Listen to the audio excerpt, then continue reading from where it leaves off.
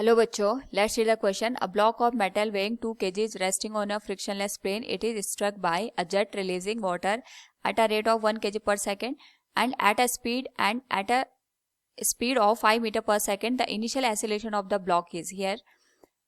First, we will discuss the key concept, and here the key concept will be Newton's second law of motion, which state force is given as rate of change of momentum with respect to the time.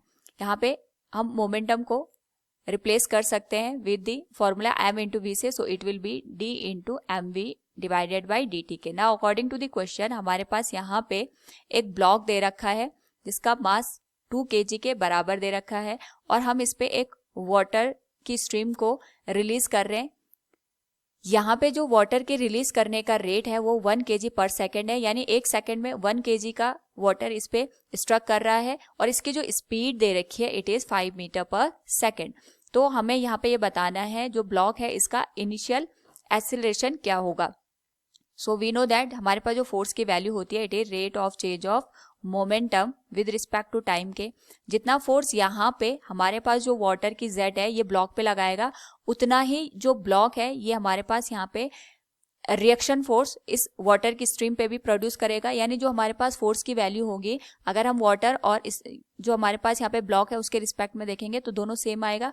तो हम यहाँ पे ये देखते हैं कि हमारे पास जो वाटर है इसके मोमेंटम में कितना चेंज आ रहा है. तो इसके मोमेंटम में चेंज निकालने के लिए हम यहाँ पे जो न्यूटन का सेकंड लॉ है उसका यूज करेंगे. So it will be given as d into M V divided by D T.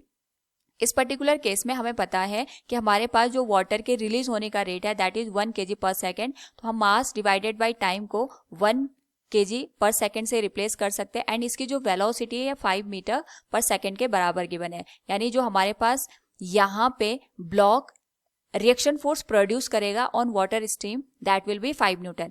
And we know that action और रिएक्शन से जितना फोर्स ब्लॉक वाटर पे लगाएगा उतना ही फोर्स यहाँ पे जो वाटर स्ट्रीम है वो ब्लॉक पे भी अप्लाई करेगा, क्योंकि हमें ब्लॉक एक्सीलरेशन निकालना है. So we can say here force on block will be given as 5 newton. ये भी 5 न्यूटन के बराबर आ जाएगा and it will be given as m into A.